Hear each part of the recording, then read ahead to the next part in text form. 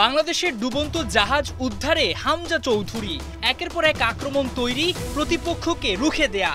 নিজের অভিষেক ম্যাচে হামজা চিনিয়েছেন নিজের জাত। লাল সবুজের জার্সিতে শুরুটা রঙিন করতে করেছেন যথাসাধ্য চেষ্টা।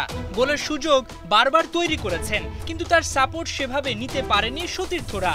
একই সাথে চৌধুরীকেও অনেক ক্ষেত্রে সহায়তা করতে পারেনি বাংলা। ভুল পাস আর বন্ডিংয়েও দেখা গেছে গাফেলতি। দিন শেষে এক হালি গোল দেওয়ার বদলে ড্র নিয়ে শেষ করতে হয় ম্যাচ।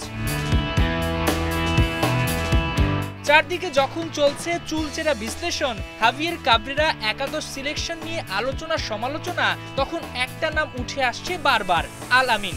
বাংলাদেশ পুলিশ এফসির আক্রমণ ভাগের খেলোয়াড় এই তরুণ ফুটবলার, যিনি কিনা লিগে 10 ম্যাচে করেছেন 7 গোল, ফেডারেশন কাপেও পেয়েছেন 2 গোলের দেখা। এতেই প্রথমবার পান জাতীয় দলে ডাক। ক্যাম্প করেন সৌদি আরবের তায়েফে। তুমুল সম্ভাবনা ছিল তার ভারতের বিপক্ষে খেলা, কিন্তু সবাইকে চমকে দেন কাবরেরা। শুরুর একাদশে তো ছিলেনই না, শেষেও তার উপর ভরসা খুঁজে পাননি এই স্প্যানিয়ার্ড। অথচ লিগে বাংলাদেশিদের মধ্যে টপ স্কোরার আল আমিন, কিন্তু তাকে কেন্দ্র করে কোচ যেন কিছু লুকিয়ে রাখতে চান। ক্যাম্পে বেশিরভাগ ফুটবলারই মিডিয়ার সামনে কথা বলেছেন, কিন্তু একমাত্র আল আমিনকেই আনা হয়নি ক্যামেরার সামনে। 20 বছর বয়সী ফুটবলার যেন লুকানো প্রতিভা, যার মাঠে প্রতিভা প্রকাশের সুযোগ হলো না। এখন দেখার পালা সামনে তার ভাগ্যে কি আছে।